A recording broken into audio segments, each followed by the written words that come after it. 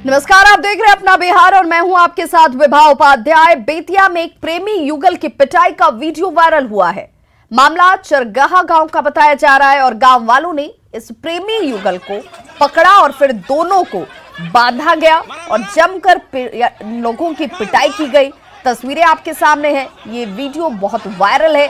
खंभे से इन दोनों को बांधा गया और उसके बाद इनकी पिटाई की जा रही। पीटने वालों में पकड़े गए युवक की मां और पत्नी भी शामिल थी। पीड़ित महिला का यह कहना है कि उसने काम के लिए घर में मिस्त्री बुलाया हुआ था, लेकिन गांव के कुछ दबंगों ने गलत आरोप लगाकर इसकी पिटाई शुरू कर दी और घर में लूटपाट तक की गई। महिला का पति दूसरी जगह काम करता है। वीडियो वायरल होने के बाद पुलिस ने फिलहाल एफआईआर दर्ज कराई है।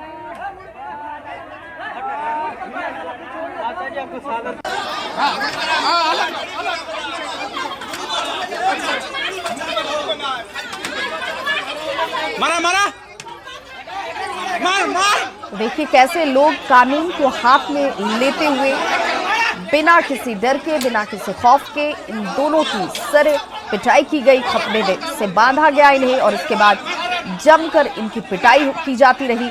तमाशबीन यहां आसपास लोगों का हुजूम भी लगा रहा, लेकिन किसी ने इन्हें रोकने की जहमत नहीं उठाई और पीटने वालों में जो आरोपी है उसकी मां और पत्नी भी शामिल। अब सवाल उठता है कि मारपीट के दौरान बेतिया पुलिस कहां थी। ये वो सवाल जो न्यूज़ 18 उठा रहा है कि जब ये शख्स पिट रहे थे तो बेतिया पुलिस कहां थी। वीडियो वायरल होने के बाद आखिर क्यों पुलिस की नींद खुलती है। जिस वक्त वारदात होती है, जिस वक्त पिटाई की जा रही थी, तब पुलिस कहां थी। अब तक किसी की गिरफ्तारी क्यों नहीं हुई। मारपीट के दौरान बेतिया पुलिस कहां थी, यह सवाल इसलिए बहुत जरूरी क्योंकि यह सरेआम सरेराह पिटाई हो रही थी, लेकिन किसी को इसकी भनक नहीं। वीडियो वायरल होने के बाद पुलिस की नींद क्यों खुलती है, एफआईआर दर्ज क्यों नहीं किया गया, अब तक किसी की गिरफ्तारी क्यों नहीं हुई।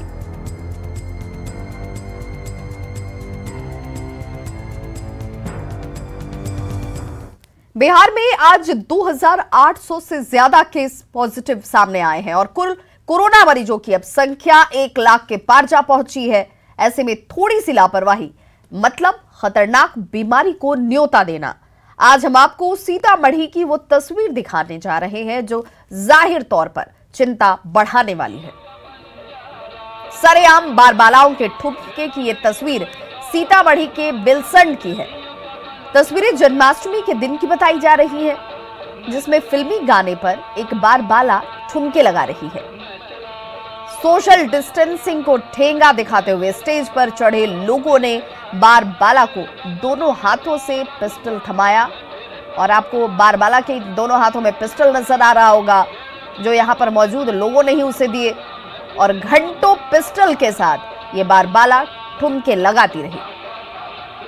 वीडियो सामने आने के बाद पुलिस ने 3 लोगों को गिरफ्तार किया है।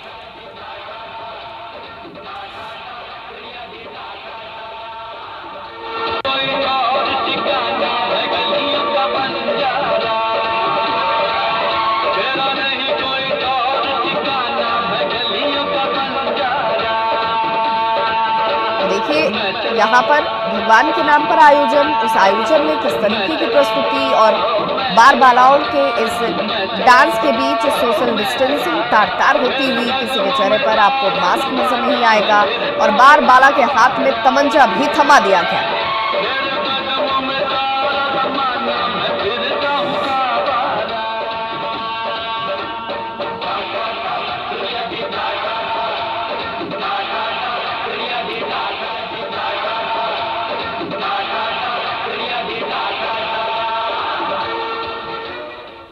अब ऐसे में सवाल उठता है कि लॉकडाउन है और ऐसे में बारबालाओं का डांस यहां पर आखिर आयोजित कैसे हुआ।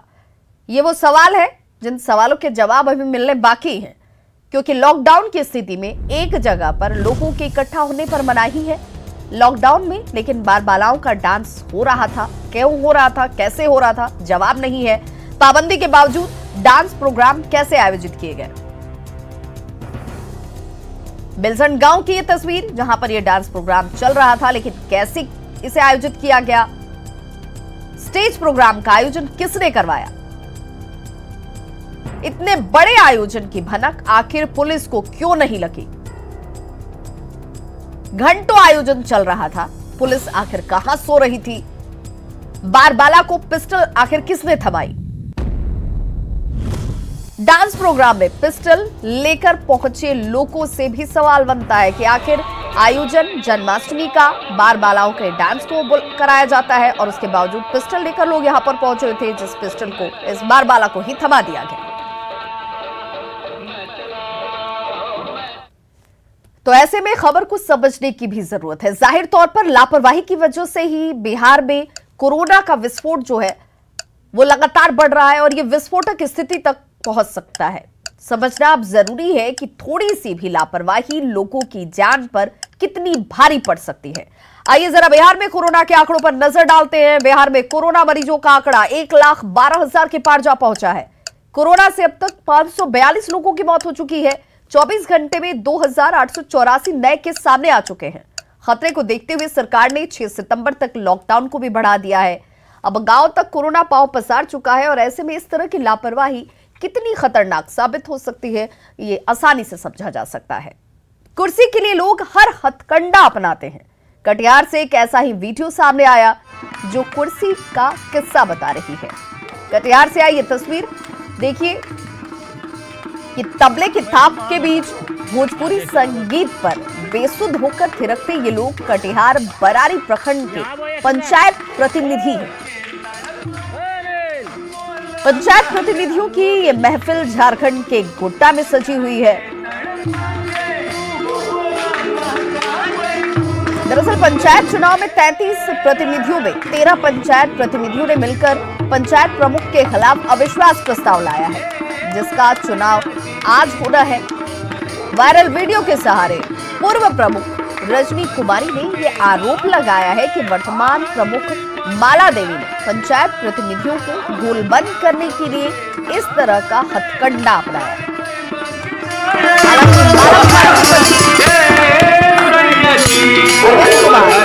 सफाई देते हुए कहते हैं कि उन्हें इस बारे में कोई जानकारी ही नहीं है।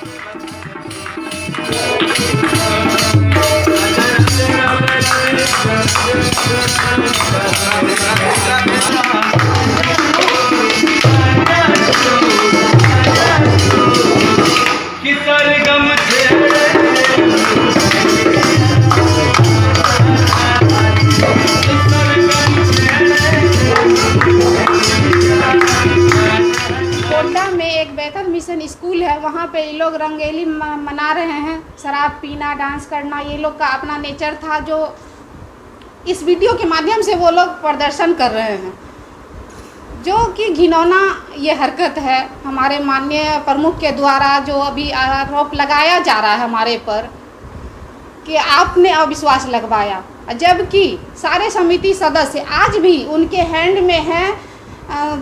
अविश्वास लगाने वाले लोग आज भी उनके साथ हैं। और विश्वास मेरे ऊपर लगाया गया है। मेरी पत्नी प्रमुख है, मैं तो नहीं हूँ। वो क्षेत्र में अपना संपर्क कर रही है। कल और विश्वास का प्रस्ताव में वो रहेंगी। अब जो समिति आएंगे, अब जो होना होगा वहाँ होगी। बाकी मैं इस संबंध में कुछ नहीं जानता। पटना में चोरों का उत्पात लगातार जारी है। डेराला कॉलोनी में चोरों ने 5 घरों में चोरी की और लाखों की संपत्ति पर हाथ साफ कर लिया गया। चोरों की तस्वीरें सीसीटीवी कैमरे में भी कैद हुई है और इसी के आधार पर पुलिस अपनी जांच शुरू करती हुई साथ ही आसपास के घरों के सीसीटीवी फुटेज भी खंगाले जा रहे हैं। जिन घरों में चोरी की गई वो थाने के ठीक पीछे के घर हैं और ऐसे में पुलिस की चौकसी पर भी सवाल उठ रहा है। तो तस्वीरें आपके सामने, 2 तस्वीरें। पहली तस्वीर जब घर का पूरा सामान बिखरा पड़ा हुआ और थाने के जस्ट पीछे की ये मकान बताए जा रहे हैं। घर के पूरे सामान बिखरे हुए हैं, चोरों ने यहां पर हाथ साफ किया और फरार होते हुए। लेकिन दूसरी तस्वीर सीसीटीवी कैमरे की है जिसमें ये चोर साफ नजर आ रहे हैं।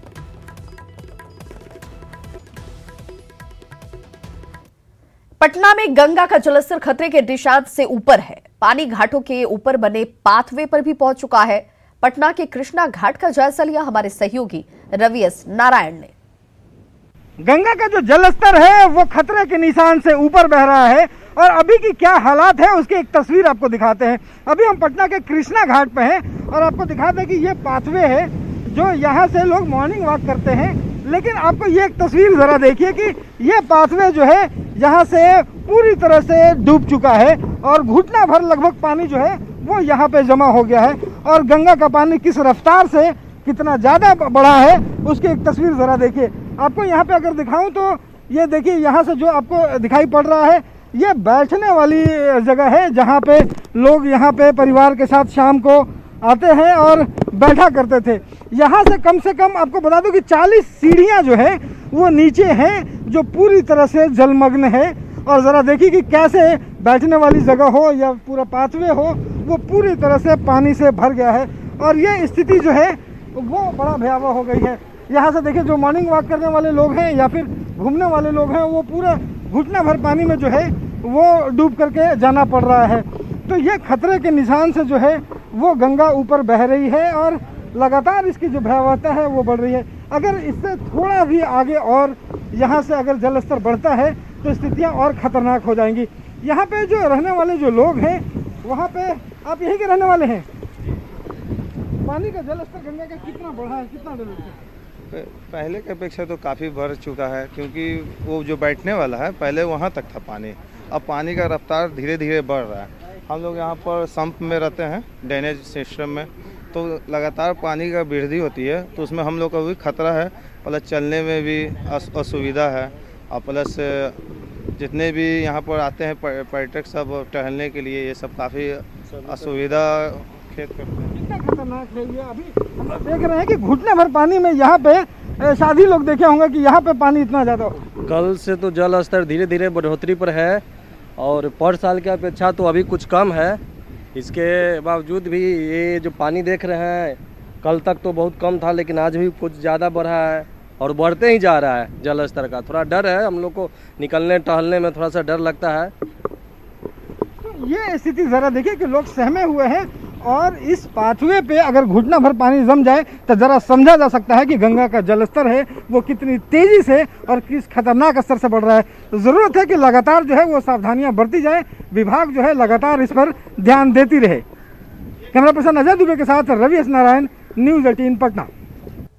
दानापुर में नाव चलाने पर रंगदारी देनी पड़ती है। दानापुर से दीघा तक रंगदारों का राज चलता है। रंगदारी नहीं दी तो फिर गोली खानी पड़ेगी। दीघा से लेकर मनेर तक 5 थाने हैं लेकिन पुलिस कोई कार्रवाई नहीं करती। नाविकों से बात की हमारे सहयोगी अमरजीत शर्मा ने।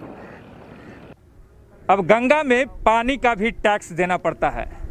यह टैक्स गंगा में नाव चलाने के लिए देना पड़ता है और यह नाविकों के लिए काफ़ी महंगा पड़ता है। एक नाव से लगभग 5000 रुपया टैक्स, वो भी रंगदारी टैक्स वसूल कर लिया जाता है। आइए जानते हैं, कुछ नाविक मौजूद हैं उनसे कि किस तरह से उनको डराया जाता है और किस तरह से जो है वसूल किया जाता है और किस तरह का टैक्स वसूला जाता है। रंगदारी टैक्स वसूला जाता है सर। रंगदारी जो बोलता है जो रंगदारी हमको दो तो गोली मार देंगे। कितने जगह वसूला जाता है? 5 से 6 जगह तक। कितना कितना देते हैं? 1000, 500, 1000 से तो कम लगवे नहीं करता है। हर जगह 1000 और 500 रुपया टैक्स देना पड़ता है। कितना डर लगता है? डर क्यों नहीं लगेगा सर, गोली डेड गोली चलाता है तो उस पर डर नहीं लगेगा। हम लोग के बीवी बच्चा नहीं है। नाव अगर आगे लेकर बढ़ जाते हैं तो वो बोलता है रोक, न तो एकदम बोलता है गर्दनवा पर लठिया मारबो, उसे एक के बार में तोड़ देबो। आप फायरिंग भी चला, नाव से रगेद कर हथियार के बल पे ये टैक्स वसूला जाता है। नहीं देने पे फायरिंग भी की जाती है। किस तरह का डर लगता है और नाव चलाना कितना मुश्किल होता है? मुश्किल तो है ही है सर, बाकी वो मारता है, गोली फायर भी मार देता है और डंडा भी चलाने लगता है। तो हम लोग डर से दे देते हैं, क्या करें। अब मार खाए हैं, ऐसे बाल बच्चा के लिए 2 पैसा कमाने नहीं आते हैं तो मारता है, डराता है तो देने देते हैं। जो कहता है वो देने पड़ता है। गंगा के रास्ते दीघा से लेकर के मनेर तक 5000 तक रंगदारी टैक्स वसूल कर लिया जाता है। इन गरीबों के लिए रोजी रोटी होती है और उस रोजी रोटी में से हकमारी लोग रंगदारी और राइफल के बल पर कर लेते हैं। दानापुर से न्यूज़ 18 के लिए अमरजीत शर्मा। खगड़िया में बाढ़ पीड़ितों की परेशानी बढ़ती जा रही है। हर दिन नए इलाके में पानी घुस रहा है। सबसे ज्यादा परेशानी अलौली और खगड़िया के लोगों को हो रही है। लोग घरों में मचान बनाकर रहने को मजबूर हैं। जिला प्रशासन प्रभावित इलाकों में नाव चलाने के दावे कर रहा है, लेकिन पीड़ितों का ये कहना है कि छोटी नाव दी गई है, जिससे परेशानी अभी भी बनी हुई है। जिले में बाढ़ से 1.5 लाख से ज्यादा लोग इस वक्त प्रभावित हैं। दिया है प्रशासन तरफ से क्या नाव मिला है गांव में 2 नाव है, दोनों छोटी छोटी नाव है। 10 गो आदमी चढ़ता है, डूबने लगता है। जाते कैसे हैं? उसी नाव से किसी तरह जाते आते हैं। हम लोग को नदी में इतना परेशानी कि आने जाने का साधन ही खत्म हो गया। सरकारी नाव यहाँ दिया गया है। एक ठो है छोटा सा डेंगी जैसा नाव है, उसमें 5 आदमी अच्छा से नहीं बैठ पाते। राष्ट्रीय स्वास्थ्य मिशन में बड़ा घोटाला सामने आया है। बुजुर्ग और उम्र दराज महिलाओं के खाते में योजना मद की राशि डालकर पैसे का बंदरबाट किया जा रहा है। देखिए मुजफ्फरपुर से प्रवीण ठाकुर की एक्सक्लूसिव रिपोर्ट। क्या कोई महिला 13 महीने में 8 बार मां बन सकती है? क्या कोई महिला एक ही दिन में 2 बार मां बन सकती है? क्या 68 साल की महिला 13 महीनों में बार बार मां बन सकती है? क्या सास बहू एक साल में 4 बार मां बन सकती है?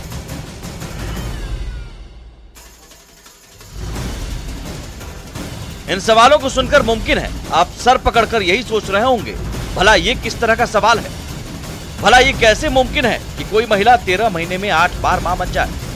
यकीनन हकीकत में ये बिल्कुल मुमकिन नहीं। लेकिन साहब, बिहार के सिस्टम में जड़ जमा चुके भ्रष्टाचारियों के लिए ये बाएं हाथ का खेल है। ये खेल हुआ है राष्ट्रीय स्वास्थ्य मिशन योजना में। दरअसल राष्ट्रीय स्वास्थ्य मिशन में गर्भवती महिला के बच्चा जन्म देने पर 1400 रुपए और आशा कार्यकर्ता को 600 रुपए देने का नियम है।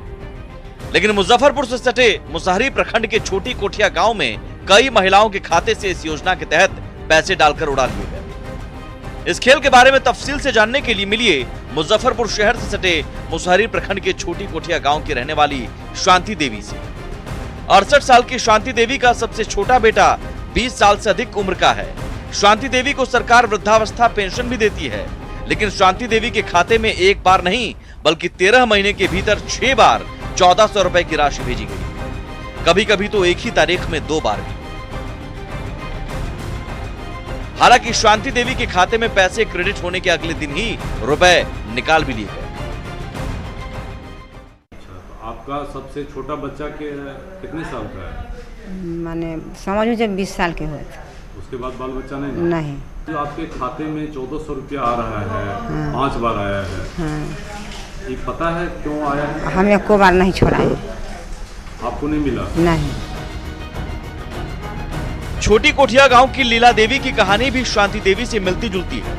लीला देवी को पिछले 10 साल से कोई बच्चा नहीं हुआ है, लेकिन लीला देवी के खाते में पिछले 13 महीने में 8 बार राष्ट्रीय स्वास्थ्य मिशन के तहत 1400 रुपए की राशि बार बार भेजी गई और फिर खाते से उठाव भी कर दिया जा रहा है। आपके खाते में पैसा आ रहा है? पता ना क्यों आ रहा है। हमको बच्चा उच्चा तो नहीं होता है, नाती पोता वाला हो गई है। अब तो होना चाहिए, पुतों के हुआ है, पोता पोती सब है, नाती नाती सब है, लेकिन हमको तो नहीं होता है 10 साल से। आपके खाते में पैसा आ रहा है? हाँ, 1400 रुपया आ रहा है, बाकी हमको पता नहीं है। 8 बार। हाँ। राष्ट्रीय स्वास्थ्य मिशन में दलालों ने सेंधमारी की कहानी यहीं खत्म नहीं की। मिलिए सोनिया देवी और सोनी देवी से। सोनिया देवी और सोनी देवी सास बहू हैं। सोनिया देवी 66 साल की हैं, जिन्हें पिछले 30 सालों से बच्चा नहीं हुआ है। सोनिया की बड़ी बहू सोनी देवी ने भी 5 साल पहले परिवार नियोजन करा लिया है, लेकिन साल 2018 से 2019 तक दोनों के खाते में 4 बार 1400 रुपए डालकर दलालों ने निकाल भी। आपका उम्र? हमार तो 66 हुई है। आपके नाम से आपके अकाउंट में रुपया आया है 4 बार 1400 रुपया? हम एको बेर न हमरा छोड़ेबे न करी है ना पैसा। हाँ। आ ना कहै छी आयल है हमारे खाता में 200 रुपये हो बोलू। क्या नाम है आपका? सोनी देवी। अच्छा। कब आपको लास्ट बच्चा हुआ? वह 5 साल पहले। अभी आपके खाते में आ रहा है अस्पताल वाला रुपया 1400 रुपया? हम तो जानबो न करे छी, वैसी की ना से हमरा सबके पतो न दै छी। इलाके में ऐसी कई और महिलाएं हो सकती हैं जिनके नाम पर एनआरएचएम के तहत मिलने वाले पैसों का बंदरबाट हुआ है।